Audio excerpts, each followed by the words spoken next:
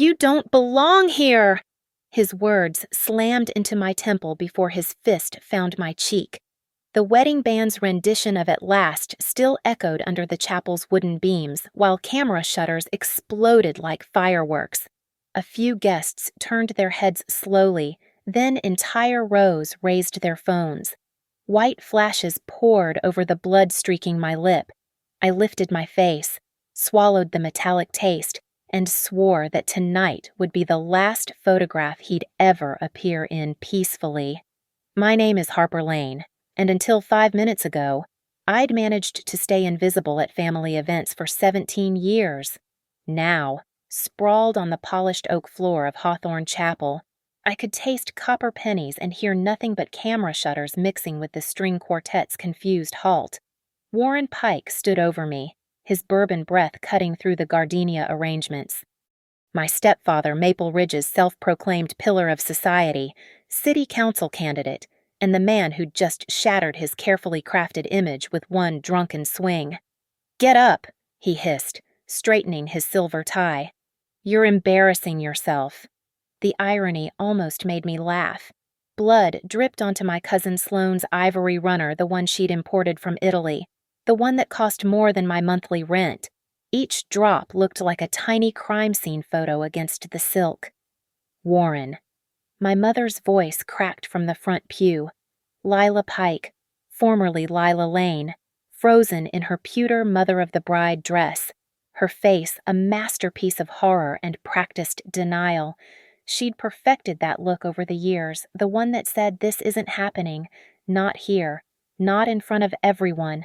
But it was happening. The wedding photographer, Mara Quinn, kept shooting. Her assistant, Eli Torres, had his video camera rolling. The DJ fumbled with his phone. Even the Reverend's wife was recording from behind her hymnal. I pushed myself up slowly. My bridesmaid dress dusty rose. Sloane's choice now decorated with blood splatter like some discount Jackson Pollock. The Northbridge Civic Foundation logo on my clutch caught the light as I reached for it. Monday morning, I'd be back at my desk, helping domestic violence survivors file protection orders. The irony wasn't lost on me. "You think you can ruin this?" Warren's voice dropped lower, meant only for me. "Showing up here, spreading your lies about the foundation's money." I hadn't spread anything. I'd simply asked the bartender within Warren's earshot why the Veterans Relief Fund was paying for top-shelf bourbon at a private wedding. A legitimate question, considering the fund's charter specifically prohibited personal event expenditures. The Stonefield Country Club's security guard, Marcus, approached hesitantly. I knew Marcus from the foundation his daughter had used our legal aid services during her divorce. "Sir, I'm going to need you to step back." Warren laughed, that practiced politician's chuckle he deployed at town halls. "Marcus, this is a family matter. My stepdaughters had too much champagne." I hadn't touched a drop. The breathalyzer results would prove that later. "The blood says otherwise," Marcus replied, his hand moving to his radio. Flash, flash, flash. Every burst of light felt like evidence being born. Warren's face cycled through expressions, rage, calculation. Then the dawning realization that his audience wasn't buying the performance. Sloane stood frozen at the altar, her $8,000 dress trembling. Her new husband, Derek, looked like he wanted to disappear into the stained glass windows. The 300 guests, Warren's carefully curated collection of donors, business partners, and voting bloc leaders all had their phones out. Harper. My mother finally moved, her heels clicking across the floor, but she stopped 3 feet away, outside the blood splatter radius, always worried about the stains. I stood fully, my legs steady despite the ringing in my ears. Warren's Harvard class ring had left a perfect imprint on my cheekbone. It would photograph beautifully in the forensic photos. I touched the wound gently, then held up my red-stained fingers for everyone to see. "You don't belong here," Warren repeated, louder this time, playing to his audience. "You never have. Spreading lies, trying to destroy. The only thing destroyed here is your campaign. Warren." The words came out clear, projecting like I'd learned in the Foundation's public speaking workshops. Every phone swiveled toward me. "That's Senator Morrison in row 5, I continued, my voice gaining strength. "Behind him is Patricia Huang from Channel 7. "Oh, and Judge Coleman from Family Court, he's the one who'll be signing your restraining order on Monday." Warren's face went from red to purple. The band had completely stopped playing. Even the kitchen staff had emerged from the service doors, witnessing the collapse of Maple Ridge's golden boy. He took another step toward me. Marcus stepped between us. "Sir, I need you to leave, now. This is my family's event. Actually," Sloane's voice cut through, surprising everyone, "it's mine, and I want you gone." The chapel fell silent except for the mechanical whisper of phone cameras. Warren looked around for allies, finding only lenses. His kingdom of careful connections, 17 years in the making, crumbling in 17 seconds of violence. I pulled out my phone with my clean hand, opened the voice recorder, and held it up. "For the record," I announced, "this is Harper Lane, documenting the assault that occurred at 4:43 p.m. at Hawthorne Chapel. Multiple witnesses present. Multiple cameras recording. Warren Pike, do you have anything you'd like to say?" He said nothing. For the first time in 17 years, Warren Pike had absolutely nothing to say. The first time Warren Pike showed me I didn't belong was at dinner, 3 days after he married my mother. I was 15, setting the table with the wrong salad forks where dinner forks should go. He didn't correct me. Instead, he waited until my mother left for the kitchen, then swept every piece of silverware onto the floor. "In this house," he'd said, watching me scramble to collect them, "we do things properly." 17 years later, I understood that properly meant his way. Warren Pike didn't just marry my mother, he acquired her. Like he acquired the Victorian on Elm Street, the vacation property at Lake Geneva, and his rotating collection of German cars. I was part of the package deal, the awkward teenage accessory that came with his new wife. By the time I turned 18, I'd learned the rules. Don't speak at his fundraisers unless asked. Don't bring friends to the house during his poker nights. Don't exist in any way that might tarnish the Pike family image, the one he'd carefully constructed for his political aspirations. The transformation was methodical. First, he convinced my mother to legally change our last names to Pike. "For unity," he'd said. Then came the family portraits where I was positioned slightly behind them, barely in frame. The Christmas cards that somehow forgot to mention me in the family update. The charity galas where I was introduced as Lila's daughter, while his biological son from his first marriage was Warren Pike Jr., Harvard Law, class of '98. I moved out the day I turned 22, taking a studio apartment in Riverside Heights, the working-class district Warren called that unfortunate part of town. My job at Northbridge Civic Foundation barely covered rent, but it covered something more important: distance. The foundation taught me things Warren never wanted me to know: how protection orders worked, how financial abuse manifested in relationships, how men like him operated the careful cultivation of public image, the strategic isolation of victims, the way they made you question your own reality. "Your stepfather is such a generous man," people would tell me at foundation events, not knowing I'd seen him backhand my mother for laughing too loudly at another man's joke. The Veterans Relief Fund wouldn't exist without him. The Veterans Relief Fund, Warren's crown jewel, his ticket to the city council and eventually the state senate. Every November, he'd host a gala that raised $200,000. Every December, the fund would report administrative expenses that seemed oddly inflated, hotel conferences that coincided with his golf trips, catered board meetings at five-star restaurants, a consultation fee to Pike Enterprises that no one questioned. I'd started documenting things 3 years ago: screenshots of suspicious transactions, photos of bruises on my mother's arms that she'd blame on her clumsiness, audio recordings of his threats always vague enough to avoid legal trouble, clear enough to terrify. "You're nothing without this family," he'd say. Remember that. The breaking point came 6 months ago at the Maple Harvest Ball. Warren had been drinking Macallan 25, his victory scotch celebrating another endorsement for his council run. A photographer asked my mother to smile. When she didn't smile wide enough, Warren grabbed her wrist, squeezing until her fingers went white. "Lila's just tired," he'd announced to the photographer, his grip tightening. "Aren't you, darling?" I took a photo with my phone. The timestamp read 11:17 p.m. The metadata would prove crucial later. My mother stopped calling after that night. Not because Warren told her to, he was too smart for obvious commands. Instead, he'd wonder aloud about my mental health struggles and how some people create drama for attention. He'd mention my unstable living situation and suggest that distance might be healthy for everyone involved. The wedding invitation arrived 2 months ago. Sloane's wedding. My cousin who'd once been my best friend before Warren convinced her I was going through a phase. I wasn't going to attend. Then I saw the venue Stonefield Country Club, where Warren held his campaign events. The date 2 weeks before the election. The guest list every power player in Maple Ridge. He'd want everything perfect, his reputation spotless, his family portrait immaculate. I RSVP'd yes, the week before the wedding. I'd contacted an attorney through the foundation Maeve Durant, who specialized in domestic violence cases. We discussed options, protection orders, civil suits, the admissibility of various types of evidence. "You need contemporaneous documentation," she'd said. "Photos, medical records, witnesses." Witnesses.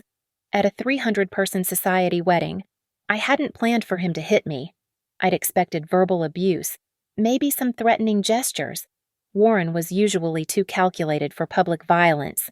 But bourbon had always been his weakness, and wedding bourbon flowed freely. Standing in that chapel, blood on my dress and cameras rolling, I realized something Warren Pike had spent 17 years teaching me: I didn't belong. He was right. I didn't belong in his carefully constructed world of pristine surfaces and hidden bruises. I belonged in the real world, where actions had consequences and evidence mattered, where men like Warren Pike finally faced justice. The medical tent behind Hawthorne Chapel smelled like antiseptic and wedding cake. The paramedic, whose badge read T. Martinez, photographed my face from 6 angles while the deputy sheriff took notes. Each flash felt like vindication.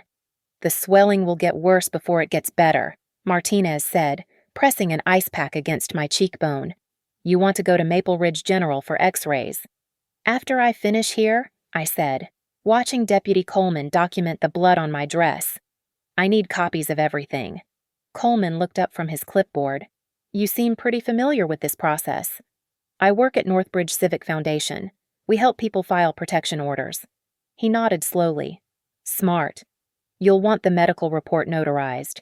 Judge Hoffman is thorough about documentation." While Martinez cleaned my split lip, I texted Mara Quinn, the wedding photographer. She responded immediately. "Holy shit, Harper. I have everything. Raw files, untouched. When do you need them?" "Now. I needed them now." "Can you airdrop me the preview files?" I typed back. "Full resolution comes later." "Need to document the sequence." My phone buzzed with incoming files. Image after image loaded Warren's fist connecting with my face, my body hitting the floor, blood spreading across white silk, his face contorted with rage, 300 phones rising like a synchronized salute to scandal. "Ms. Lane." Eli Torres appeared at the tent entrance, his video camera still hanging from his shoulder. I was the videographer. I caught everything audio and visual. The whole thing's on 3 memory cards, backed up to the cloud. I sat up straighter, ignoring the dizzy spell. "Can you make copies?" "Already did. Here." He handed me a USB drive. "That's the raw footage. 4 minutes and 37 seconds, starting from when Mr. Pike approached you. His voice is clear. You don't belong here at the 12-second mark. Impact at 15 seconds. Deputy Coleman held out his hand. "I'll need a copy for the report." "There's more," Eli said, pulling out his phone.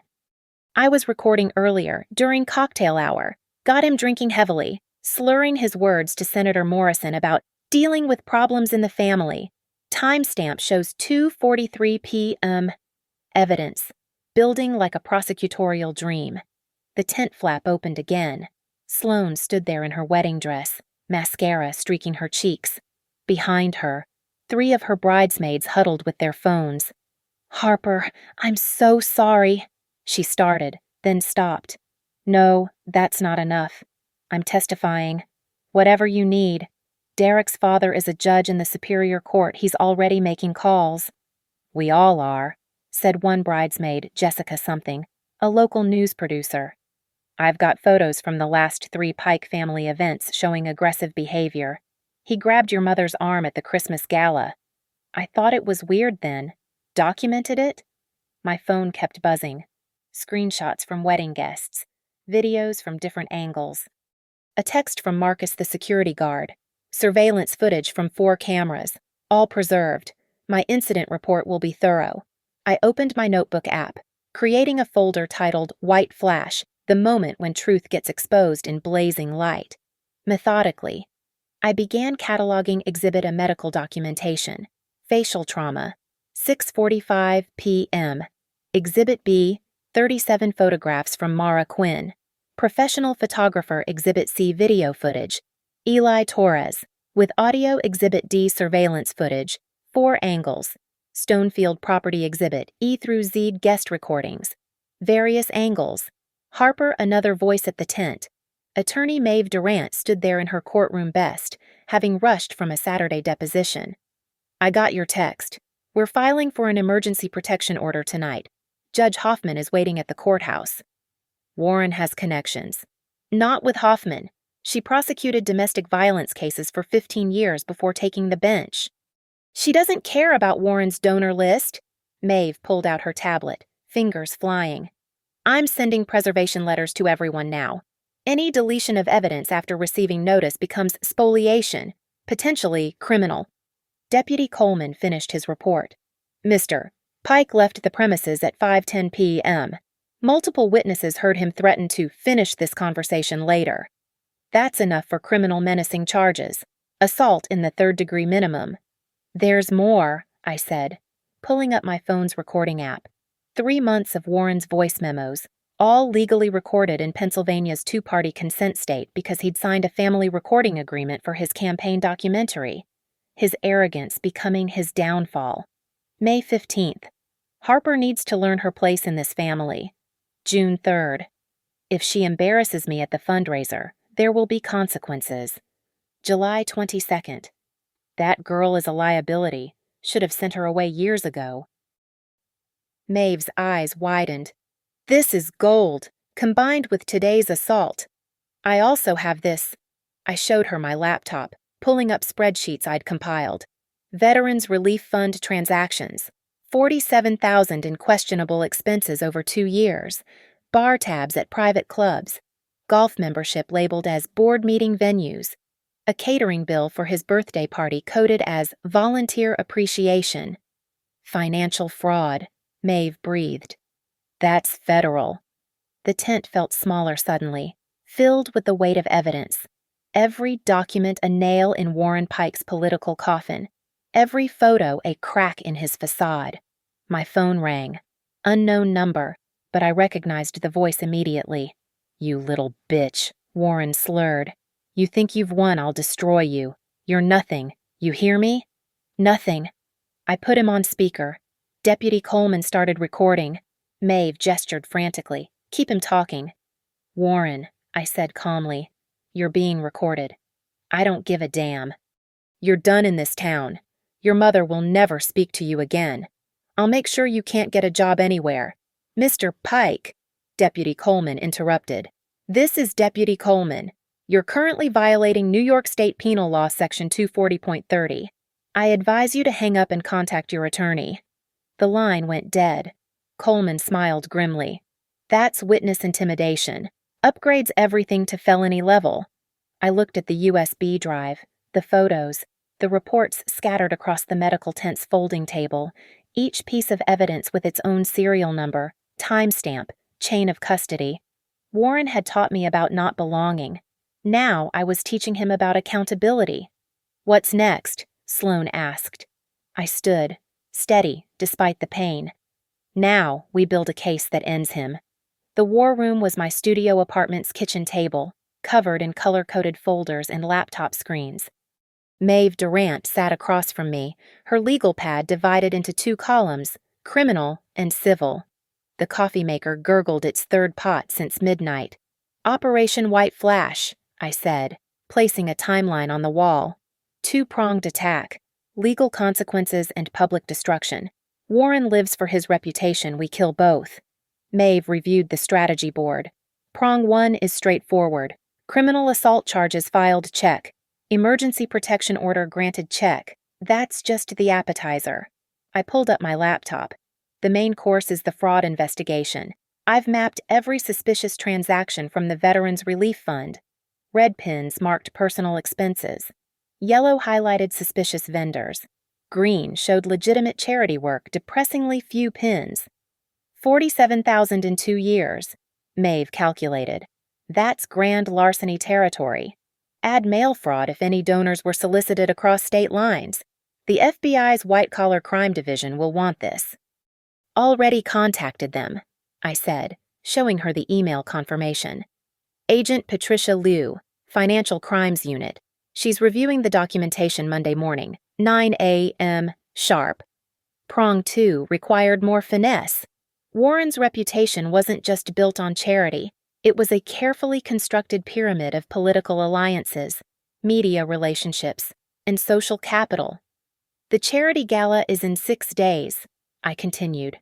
Warren's crown jewel event, 300 donors, full media coverage, campaign speeches.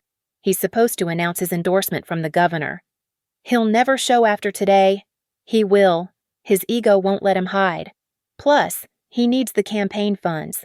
His election war chest depends on that gala. I opened another folder. Media strategy. Inside were contact cards for every journalist who'd covered Warren favorably. Beside each name, I'd noted their beat, their deadlines, their preferred story angles. Ivy Malone, investigative reporter at Channel 7. She's been sniffing around the Veterans Fund for months but lacked concrete evidence. Patricia Huang already saw the assault. She'll want the exclusive follow-up. Rick Patterson at the Maple Ridge Gazette has a Thursday column deadline. Maeve studied the list. You're not releasing everything at once. Drip campaign. Tomorrow. The assault video goes to Ivy. She gets first broadcast rights. Monday. Patricia Huang receives the financial documents. Tuesday. Rick gets the audio recordings. By Thursday, Warren's facing questions from every direction. What about the gala? I smiled, pulling out a USB drive labeled White Flash Final Cut. That's where we end him, publicly, irrevocably. The plan was surgical step 1, secure the venue's AV system. Eli Torres, the wedding videographer, also handled technical production for Stonefield Country Club. He owed me after I'd helped his sister escape an abusive relationship through the foundation. Step 2, create the presentation. A 3-minute video compilation, the assault, the financial documents, the audio threats. Every piece of evidence edited into an undeniable narrative. The title card would read, The Truth About Warren Pike. Step 3, time the reveal. Warren always spoke at 8:45 p.m., prime time for the 10 o'clock news cycle. The video would override the screens at 8:46, just as he took the podium. That's aggressive, Maeve said. That's justice. Warren destroyed people privately for 17 years. He gets destroyed publicly in 3 minutes. My phone buzzed, a text from an unknown number, but I recognized the area code Warren's lawyer. Ms. Lane, this is Bradley Morrison, representing Mr. Pike. We're prepared to offer a substantial settlement to avoid further action. Please contact me. I screenshotted it, adding it to the folder labeled Obstruction Witness Tampering. They're scared, Maeve observed. They should be. I pulled up the Foundation's database. I've identified 14 women who filed complaints about Warren over the years: sexual harassment, intimidation, 1 physical assault that was mysteriously dropped. I'm reaching out to all of them. 3 had already responded. Sarah Martinez, a former campaign volunteer, had photos of bruises from when Warren grabbed her at a fundraiser. Jennifer Walsh, ex-employee at Pike Enterprises, had emails documenting his threats. Monica Stevens had a recording of Warren propositioning her, then threatening her job when she refused. Class action potential, Maeve muttered, calculating damages. If even half of them join. The protection order required Warren to stay 500 feet away from me. The gala venue measured 400 feet across. Legal geometry meant he couldn't attend without violating the order. Unless he challenges it, Maeve warned. Let him try. Judge Hoffman already denied his emergency motion to vacate. His lawyer argued it would impact his campaign. Hoffman responded that criminals don't get to choose convenient consequences. I created a shared drive, white flash evidence chain. Every document uploaded with metadata preserved. Every video backed up to 3 cloud services. Every audio file transcribed and notarized. Warren had taught me about power through fear. The Foundation taught me power through documentation. There's one problem, Maeve said. Your mother. She could complicate things if she supports him. I pulled out my phone, showing her a text from my mother sent at 11:33 p.m. I'm staying with your Aunt Catherine. My lawyer will contact Warren on Monday. Even Lila Pike had limits, apparently. A public assault in front of Maple Ridge's elite was several bridges too far. The Veterans Fund Board meets Tuesday, I added. Emergency session to discuss Warren's leadership. I've provided each board member with a preview of what's coming. Dr. Williams, the board chair, seemed particularly interested in the forged signature on the Atlanta conference reimbursement. Maeve leaned back. You've thought of everything. Warren taught me well. Always have leverage. Always protect your position. Never show weakness. I touched my swollen cheek.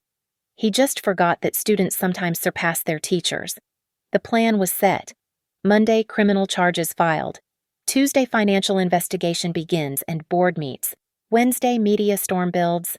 Thursday, column published. Friday, final preparation. Saturday, the gala, where Warren Pike's empire collapses in front of everyone who matters. I looked at the wall timeline, each step marked with military precision. Warren had made me a ghost in my own family. Now I was becoming his haunting, organized, documented, and inevitable. One more thing, I told Maeve, pulling out a final folder. Insurance policy. If Warren tries anything threats, bribes, violence, this goes wide. Inside everything. Uploaded to a dead man's switch. If I didn't check in every 12 hours, the entire file would auto-send to the FBI, state police, IRS, and every media outlet in Pennsylvania. Warren Pike had taught me I didn't belong. He was right. I belonged in his nightmares. Monday morning, 7:15 a.m. Ivy Malone's broadcast led with the wedding assault video. By 7:45, it had been shared 12,000 times. Warren's campaign website crashed from traffic. I sat in my apartment, watching his world crack in real time. 3 laptops open, each monitoring different damage vectors, social media, news sites, the Veterans Fund donation page contributions dropping to 0. Harper. Ivy's voice through my phone. The station's getting calls. Warren's people want to give their side. Should I? Let them. Every word they say is another shovel of dirt on his political grave. By noon, Warren's lawyer appeared on Channel 7, claiming I'd been unstable and vindictive. Bradley Morrison looked confident until Ivy played the audio of Warren's threatening phone call from the wedding. His face went pale. That was taken out of context, Morrison stammered. What context justifies threatening to destroy someone's life? Ivy pressed. The interview ended with Morrison walking off set. Tuesday arrived with the Veterans Fund board meeting. Dr. Williams called me at 8 a.m. Ms. Lane, we've reviewed your documentation. Mr. Pike has been suspended pending investigation. The forensic accountants start today. I leaked that news to Patricia Huang at Channel 9. Her 3 p.m. broadcast opened with Warren's charity photo next to the word suspended in red letters. The dominoes kept falling. Warren's biggest donor, Mitchell Properties, pulled their endorsement. The country club canceled his campaign events. His face disappeared from billboards across Maple Ridge campaign workers covering them with white sheets that reminded me of surrender flags. But Warren wasn't surrendering. Wednesday night, my apartment building's security camera caught a man in a hood spray painting "lying bitch" on my door. The figure had Warren's build, his walk, his particular way of favoring his left knee from an old golf injury. I sent the footage to Deputy Coleman and added another charge to the pile: criminal vandalism and violation of protection order. Thursday's Maple Ridge Gazette ran Rick Patterson's column, "The Fall of Warren Pike, a Timeline of Abuse." 3 full pages, including photos from the wedding, financial documents, and testimonials from 7 women who'd come forward. My phone became a confessional. Former employees, ex-girlfriends, business partners he'd cheated. Each story another document in my growing archive.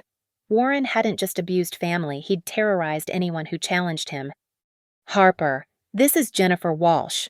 One voicemail said, "Seeing you stand up. I'm ready to testify. He grabbed me in his office 2 years ago. I have the security footage."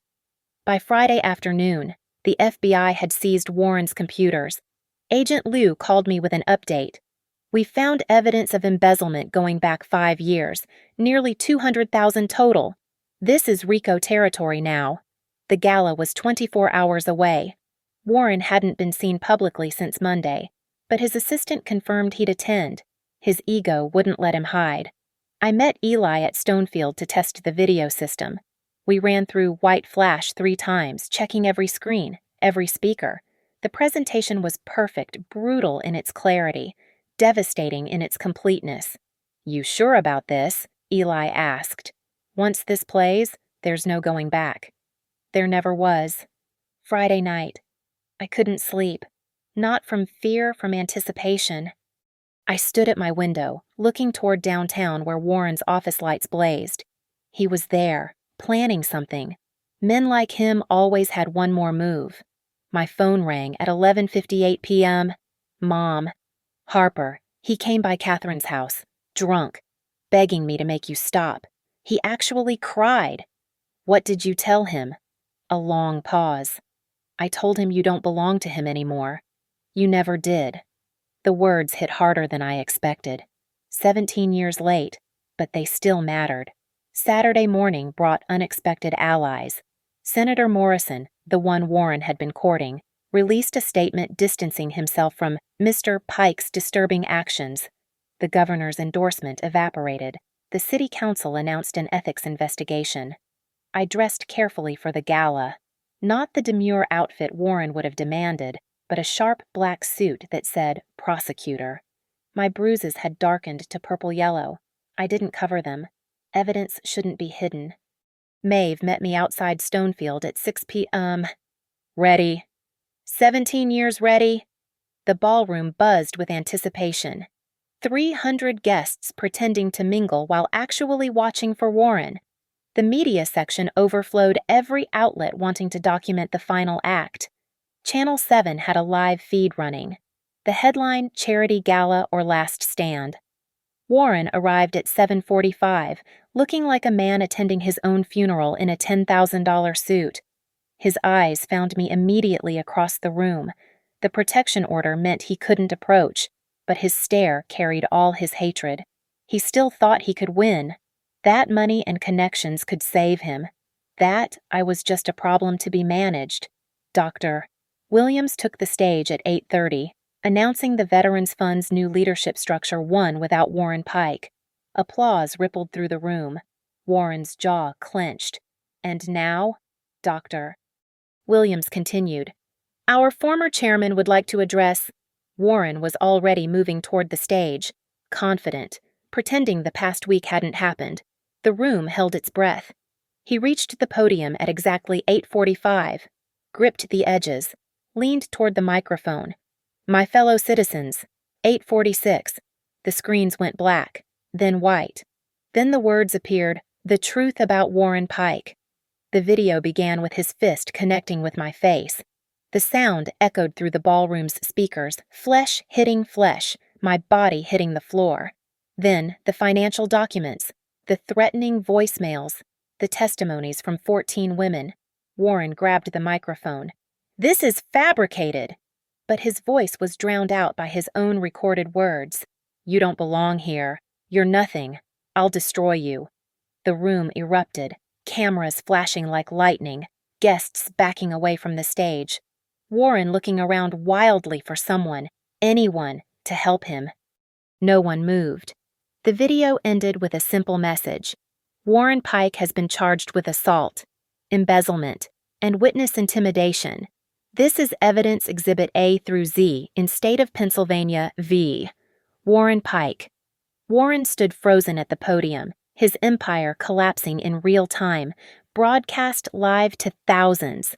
The man who taught me about not belonging finally understanding what it meant to be cast out. I stood up from my table and walked toward the exit. Not running, not hiding. Just leaving Warren Pike exactly where he'd always left me alone, exposed, and drowning in the consequences of his choices. Behind me, I heard the first police sirens approaching. The Stonefield Country Club's ballroom had hosted 100 celebrations, but never a public execution. The chandeliers cast pristine light over 300 witnesses to Warren Pike's destruction, their phones raised like digital tombstones. The video loop ended, leaving Warren alone at the podium. His mouth moved, but no words came. The microphone had been cut, Eli's final touch. Behind him, the screen froze on his financial crimes, each transaction highlighted in damning red. "Mr. Pike!" Detective Raymond Walsh entered through the main doors, 2 uniforms flanking him. I'd given Walsh the evidence personally. He'd worked financial crimes for 20 years, had seen men like Warren before. "Please step away from the podium." Warren gripped the edges harder, knuckles white. His eyes swept the room, searching for allies. Senator Morrison studied his phone. The mayor had already left. Even Bradley Morrison, his own lawyer, stood frozen by the bar. "This is a setup," Warren finally managed, his voice cracking without amplification. "She orchestrated." "Sir." Walsh held up the arrest warrant. "Warren Pike, you're under arrest for assault in the 2nd degree, criminal embezzlement, witness intimidation, and violation of a protection order." The room collectively held its breath. Someone, maybe Patricia Huang, whispered "holy shit" into her live broadcast. Warren straightened his tie, that practiced politician gesture he'd performed 1,000 times, but his hands shook. "You're making a mistake. I have connections." "Your connections are currently giving statements to the FBI," Walsh informed him. "Mitchell Properties handed over their records an hour ago. Your campaign treasurer is in our conference room right now." I stood by the exit, Maeve beside me, watching Warren's world collapse in real time. Sloane appeared at my elbow, still in her honeymoon glow despite the chaos. "The wedding photographer just called," she whispered. "Every major outlet wants to buy the ceremony footage. She's donating the proceeds to the domestic violence shelter." On stage, Warren attempted one last play. "Where is she? Where's Harper?" His voice rose, desperate. "This is her doing, that ungrateful Mr. Pike." Walsh stepped forward. "Turn around." I demand to face my accuser. "Sir, you're violating the protection order by acknowledging her presence. Turn around now." The moment stretched like pulled glass. Warren Pike city council candidate, charity chairman, master manipulator stood abandoned on his own stage. The media section erupted in flash photography as Walsh approached with handcuffs. "Hands behind your back." Warren complied slowly, mechanically. The cuffs clicked with a sound that echoed through the silent ballroom. That metallic snap, conclusive, final, louder than any of his campaign speeches. "You have the right to remain silent." "I know my rights." Warren spat, but his voice had lost its power. He was just another criminal now, shoulders slumping as the Miranda warning continued. "Dr." Williams returned to the microphone, his voice steady despite the surreal scene. "Ladies and gentlemen, the Veterans Fund remains committed to our mission. Tonight's events, while unfortunate, will not deter our work. The gala will continue." Nobody moved. Every eye tracked Warren as the officers walked him toward the exit. My exit. Our paths would cross. The protection order meant nothing in this geometry of justice. 10 feet away. His eyes found mine, blazing with a hatred that had nowhere to go. 5 feet. I could smell his cologne mixed with flop sweat. 3 feet. You don't belong. He started. In your world, I finished, my voice clear and steady. You're right. I belong in the real one, the one where evidence matters, where actions have consequences, where men like you finally face justice. Flash, flash, flash. Every camera captured the moment. Warren Pike in handcuffs, faced with the stepdaughter he'd tried to erase, the woman who'd brought down his empire with truth and receipts. Move along, Walsh ordered, guiding Warren past me. But I had one more thing to say, leaning close enough for only Warren to hear. I whispered, your donations to the Veterans Fund will be returned.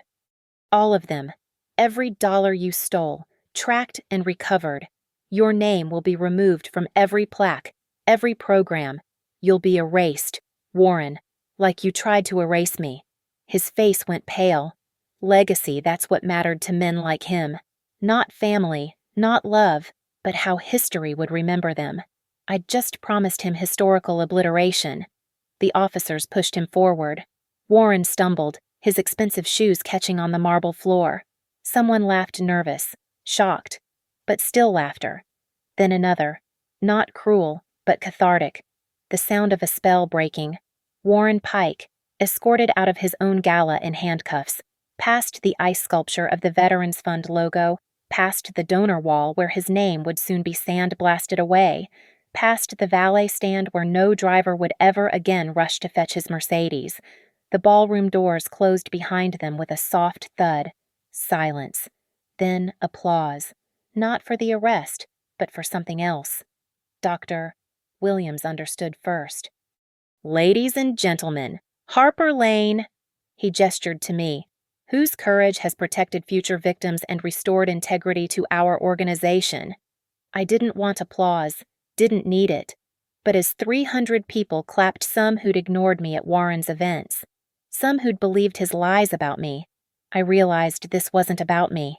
It was about every Harper Lane, every child made to feel unwelcome in their own home, every woman grabbed in an office, every person who'd been told they didn't belong. We belonged. We'd always belonged. And men like Warren Pike. They were the ones who didn't fit in a world that was finally, slowly, learning to believe evidence over influence.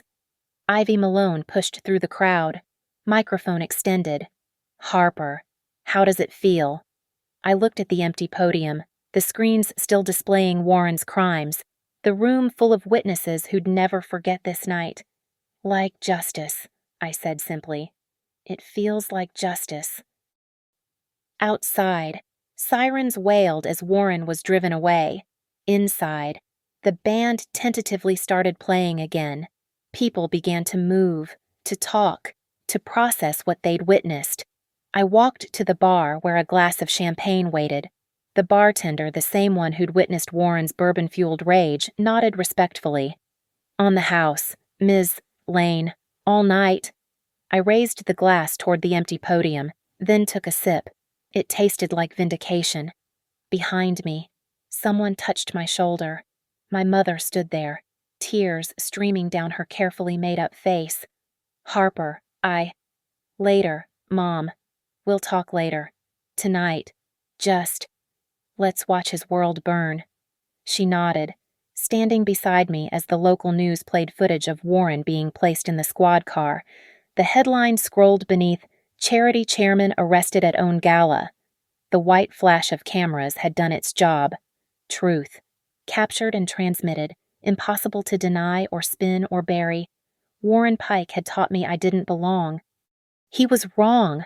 I belonged right here, watching him disappear into the darkness he'd created. The holding cell at Maple Ridge Police Department smelled like disinfectant and desperation. Warren Pike sat on the metal bench, his $10,000 suit wrinkled, his campaign pin crooked. Through the processing window, I watched him shrink into himself. No donors to impress, no cameras to charm. "You sure you want to be here?" Detective Walsh asked me, offering a cup of station coffee. "I need to see this through." 9:47 p.m. Warren's one phone call went to Bradley Morrison, who arrived looking like he'd aged 5 years in 5 hours. Their conversation through the plexiglass was inaudible, but Morrison's expression said everything. The charges were solid, the evidence overwhelming, the political career dead. Harper Lane. A woman in an FBI windbreaker approached. "Agent Patricia Liu, financial crimes. We've frozen his accounts." The forensic accounting revealed more than we expected. 300,000 diverted over 7 years. Shell companies, fake invoices, ghost employees. The numbers were worse than I'd calculated. Warren hadn't just skimmed, he'd hollowed out the charity from within. "There's more," Liu continued. His campaign treasurer flipped, provided records showing Warren used campaign funds for personal expenses. That's federal election fraud. 10:23 p.m. Warren was transferred to processing. Fingerprints. Mugshot. The flash of the camera capturing his dead eyes. By morning, that photo would be on every news site in Pennsylvania. Morrison emerged from the consultation room, approaching me with measured steps. "Ms. Lane, my client wishes to negotiate." "No, you haven't heard the offer." "I don't need to. There's no negotiation. He faces trial for everything." Morrison's professional mask slipped. "He could make things difficult for your mother. Divorce proceedings can be messy." I pulled out my phone, showing him a text from my mother's attorney. "Divorce filed. Emergency asset freeze granted. Temporary spousal support ordered." When, 6 hours ago, while Warren was being arrested, Mom was taking control of her life. 11:15 p.m. Warren appeared for his bail hearing via video link from the jail. Judge Hoffman presided, the same judge who'd issued the protection order. Warren stood in Orange County jail scrubs, his transformation from powerful to pathetic complete. "Your Honor, my client poses no flight risk," Morrison argued. "He has deep ties to the community." "Had," Judge Hoffman corrected. "I've received 17 letters from community organizations disavowing Mr. Pike, the Veterans Fund Board, the Country Club. Even his campaign committee have formally severed ties." She reviewed the charges: assault, embezzlement, witness intimidation, election fraud, violation of protection order. "Mr. Morrison, your client is facing potentially 20 years. Warren swayed on screen. 20 years. He'd be 78 when he got out. If he got out. Bail is set at $500,000, cash or bond. Defendant will surrender his passport, submit to electronic monitoring, and have no contact with victims or witnesses. Warren's mouth opened, but no words came. His empire had been built on other people's money. With his accounts frozen, he couldn't make bail. Midnight. I stood outside the police station, breathing November air that tasted like freedom. Maeve waited by her car. "He's stuck in county until trial," she confirmed. "Morrison's scrambling for bail money, but Warren's bridges are ash. Nobody will post for him." My phone buzzed. Texts, emails, voicemails from women Warren had hurt over the years, each one saying variations of the same thing. "Thank you for being brave." "What now?" Maeve asked. "Now we prepare for trial." Every document, every witness, every piece of evidence presented publicly. Warren wanted a spotlight, he'll get one. 1:12 a.m. I drove past Warren's house, my childhood prison. Dark except for a single light in his study. Mom had already moved her things. By morning, a locksmith would change everything. The local news ran continuous coverage. Pike denied bail. Charity fraud exposed. Council candidate behind bars. At 1:45 a.m. Something unexpected. Warren's son from his first marriage. Warren Jr. released a statement. "I support the victims. My father's behavior has been an open secret for too long. I'll testify if needed." Even his blood had turned against him. 2 a.m. I finally made it home, exhausted but electric. On my door, the ghost of lying bitch still showed through the new paint. I'd keep it that way, a reminder that Warren's worst insult had become my war cry. Inside, I played the video one more time, Warren at the podium, confident. The screens changing, his face collapsing, the cuffs clicking shut, each second a masterpiece of consequences. My phone rang, an unknown number, but I recognized the voice immediately. You don't belong here. Warren, from jail, using another inmate's phone privileges. Still trying, even now. Warren, I said calmly, hitting record. You're right. I don't belong in your world of lies and abuse and stolen money. I belong in the real world, the one where you're inmate number 47392. This isn't over. Actually, it is. Your lawyer will explain the additional charges for contacting me. Enjoy general population. Warren. I hear they really respect charity thieves there. I hung up and forwarded the recording to Detective Walsh. Another violation, another charge, another nail.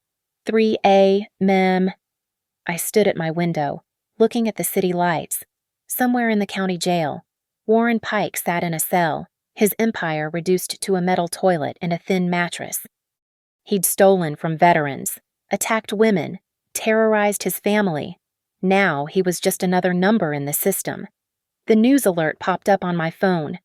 Breaking federal prosecutors announce RICO investigation into Pike Enterprises. Multiple arrests expected. RICO, the law they used for organized crime. Warren hadn't just fallen, he'd created a chain reaction that would destroy everyone who'd enabled him. I opened my laptop and began typing. Statement from Harper Lane today. Justice was served. But this isn't about one man's downfall. It's about every person who's been told they don't belong. You do belong. Your voice matters. Your evidence matters. Your courage matters. To survivors, document everything. Tell someone. Fight back. To abusers, we're not afraid anymore. To Warren Pike, you were right. I didn't belong in your world.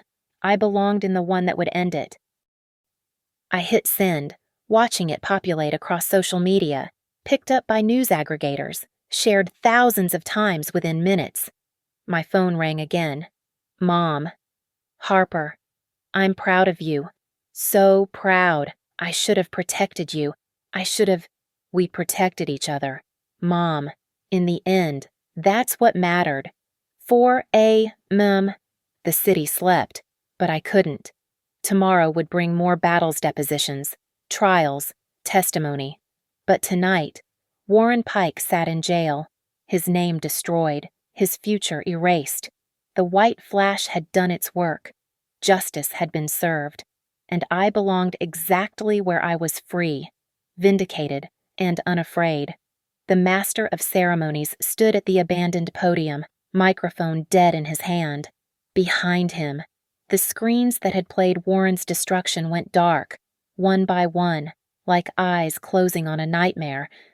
The Stonefield Country Club's ballroom, which had hosted 100 celebrations, fell silent except for the whisper of expensive fabric as 300 guests shifted in their seats. Ladies and gentlemen, the MC's voice cracked. He cleared his throat, tried again. The program for this evening has concluded. Nobody applauded. They just stood, slowly, as if waking from hypnosis. The band had long since stopped playing. Ice sculptures wept in the November heat of too many bodies pressed together to witness a public execution. I watched from the exit as Maple Ridge's elite filed past. Some avoided my eyes. Others nodded small, respectful acknowledgments of what I'd done. Senator Morrison paused beside me. Your evidence package, he said quietly. It included more names, other people who knew, who enabled him. Yes, he nodded slowly. I'll be withdrawing from the race. Tonight. One by one, they left. The prosecutor who'd dismissed charges against Warren years ago. The police chief who'd ignored complaints. The newspaper editor who'd buried stories, each carrying the weight of their complicity, knowing their names were in my files. The cameras kept rolling. Patricia Huang broadcast live from the emptying ballroom, her voice carrying across the local news. In 17 years covering Maple Ridge politics, I've never witnessed anything like this. Harper Lane didn't just bring down Warren Pike, she exposed an entire network of enablement and corruption. The cleanup crew arrived, confused by the early end.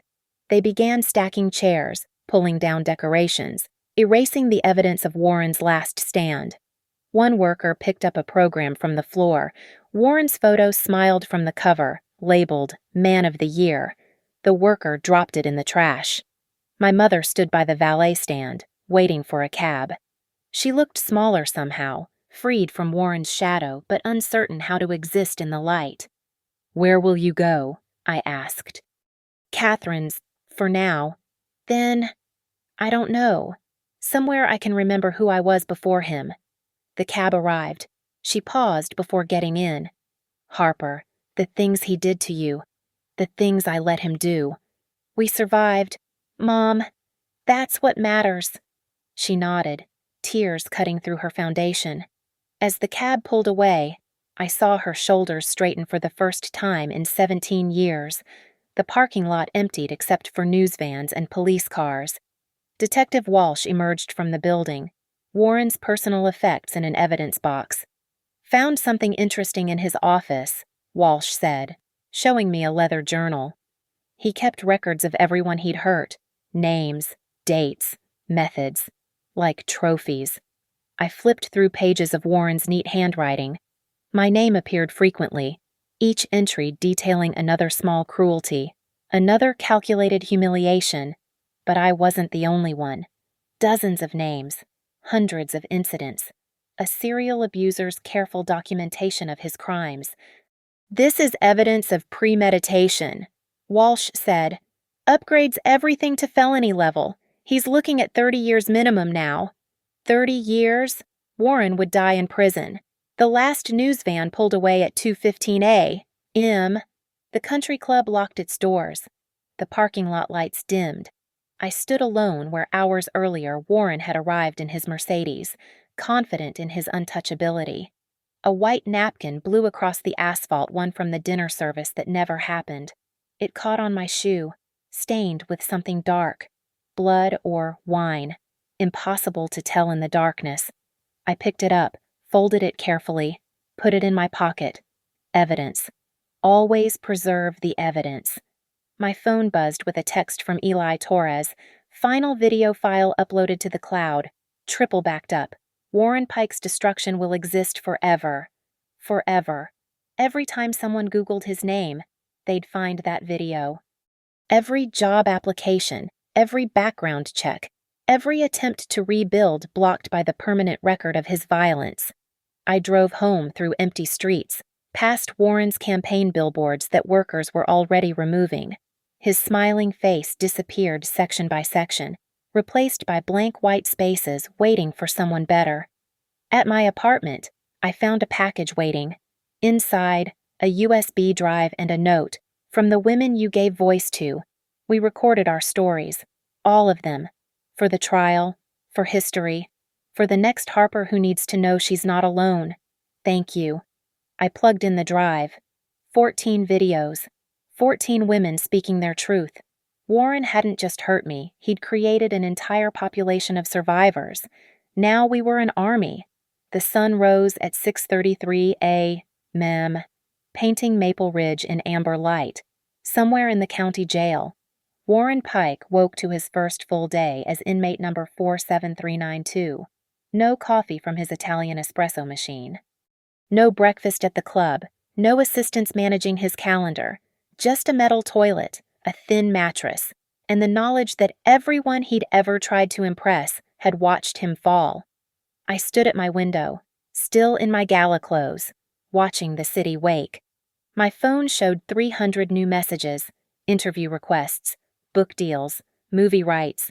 Everyone wanted to know how Harper Lane brought down Warren Pike, but they were asking the wrong question. The question wasn't how I brought him down. It was why it took so long for anyone to listen. I closed my laptop, silenced my phone, and finally allowed myself to exhale. 17 years of holding my breath, of staying small, of trying not to trigger his rage. Now I could breathe, take up space, belong. Warren Pike was right about one thing: I didn't belong in his world. I belonged in a better one. The white con from the gala fell from my pocket, still stained, still evidence. I hung it on my wall not as a trophy, but as a reminder. Sometimes the only way to kill a monster is to drag him into the light and let everyone see what he really is. Sometimes the flash of a camera can be more powerful than any weapon.